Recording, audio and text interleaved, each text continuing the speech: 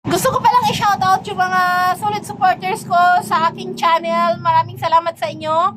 At sana ay dumami tayo kasi laking tulong yan sa amin. If ever na ma-monetize ako dyan sa YT kasi bago lang po tayo. Although, last year ko pa to ginawa o 2024 ko to ginawa yung aking YT. Pero ngayon lang ko nagtuloy-tuloy kasi parang na-encourage ako doon sa mga na-monetize na at sumasahod na sila.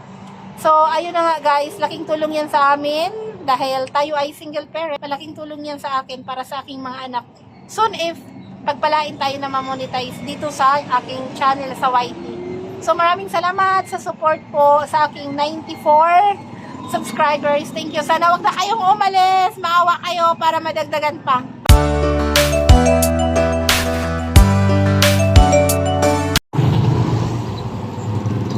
Ito ang ganda ng kahabaan ng Montilla na maganda. Ayan Yan yung pusa namin na nag-iisa. Ang pusa naming maliit na nag-iisa. Meron siyang nakitang daga dun sa dulo.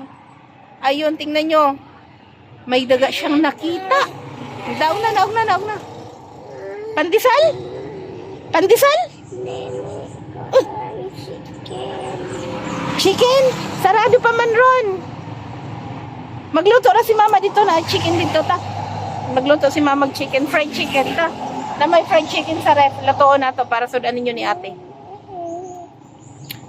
No, wala ko kwarta dala. Wala kwarta si mama. Kwarta magkuhat pa ko kang tatay. Gusto niya ng fried chicken. Meron naman dyan sa ref. Pwede lutuin. Gusto niya bumili pa talaga. Gagastos pa talaga tayo. Nakaupo ng pusa Yung pusa ang sarap-sarap ng upo. Diyan pala siya. Nahanap niya yung manliligaw niya ata. Meron niyang manliligaw, puti na pusa. Malaki. Laging nandito sa bahay. Ayan Baka inaabangan niya yung manliligaw ng pusa.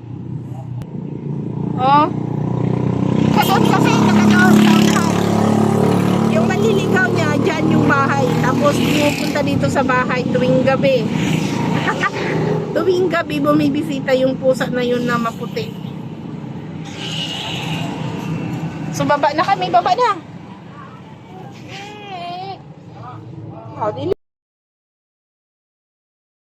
Ang bilis talagang lumipas ng oras ngayon. Susunduin na natin yung ating estudyante dahil 10:20 na ng umaga. So 4 lang na oras sila doon mamalagi sa school dahil sa sobrang init po ng panahon.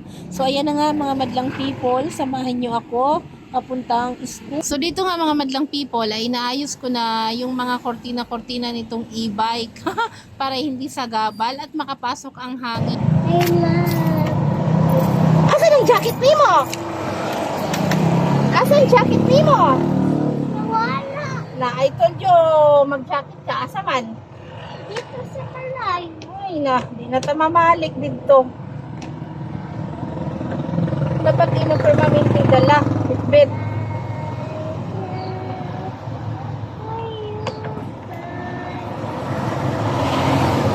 Ana na lang ka, Ay, luwag na po datong kuan. Sex na lang di ay.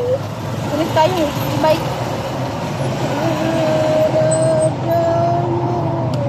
Tubig.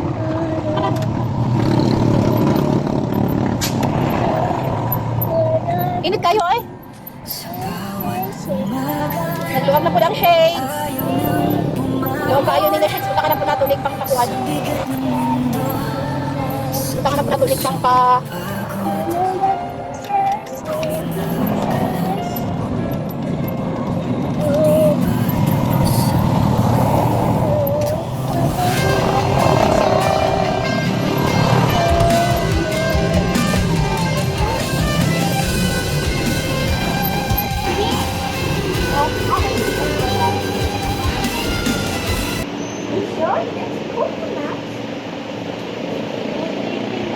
Pila? 233?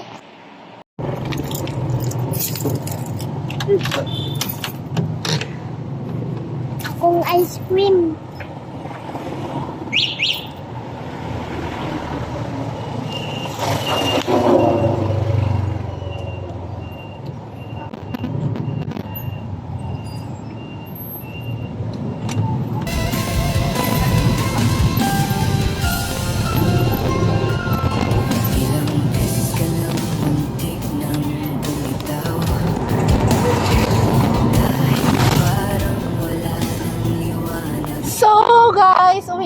nakabili na silang ice cream, nakabili na ng french fries, at nakabili ng hotdog. Yan yung mga happiness nila. So, from galing sa school, ayan yung request nila. Hello. Pagka galing sa school, yan yung request nila. Eh, gusto nilang pumili ng french fries doon. Mahal-mahal, 40 ang isang, 40 nak, no? 40-25. Nak ang isang baso, ang isang cup, ila? Pila man ang isa ka cup na french fries? 25 na 25, 40. Oh, yun, 40. So, dalawa sila. So, bili na lang tayo ng isang balot, 122 lang, kaysa sa bumili, eh, marami ng laman. Luwi na lang sa bahay. Ikisa doon sa school, ang mahal-mahal, 40, tapos kukunti lang, ay, ginoo ko. Naging practical lang tayo. Tusawa pa sila pag sa bahay na niluto. Diretso na sulod ang sakyanan.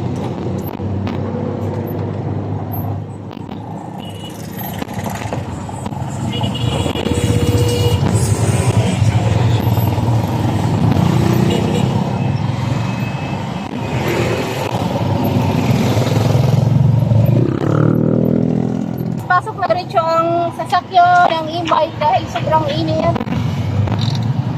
Pasok na natin para hindi siya mabigat.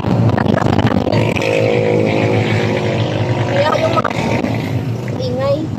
Kaya yung mga bata is 4 hours lang ang pasok dahil sa sobrang init. Bukas, wala silang pasok, holiday.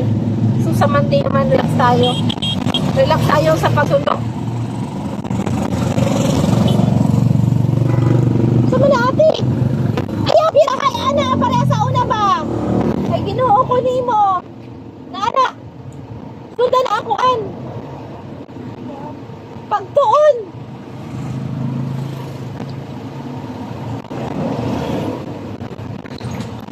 Mag-matured na kaila. Dako na ka. Imong ice cream. May butang sa baka.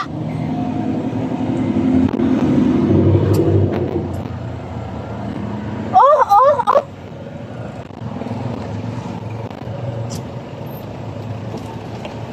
So, dito na tayo mga madlang people sa bahay. Grabe po talaga ang init. Ayan. Happy sila kasi nakakain na naman sila ng ice cream at nabili yung mga gusto nila. So, di ba?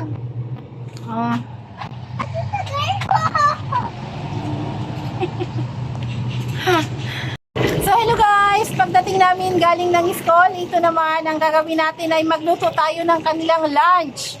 So, nag-request na naman yung dalawa. Gustong kumain ng fried chicken, kaya lutuan natin ng fried chicken. Ayan yung gusto nila. Fried chicken daw. Kaya, ayan na. Request ng dalawang bagets ko. Ayun, habang nanonood ng TV ay kumakain ng french fries. Pagkatapos niyan, magre-request na naman niya ng malamig na tubig. So, upo muna ako dito habang nagtitinda, habang nagbabantay ng maliit naming tindahan. Napaubos na.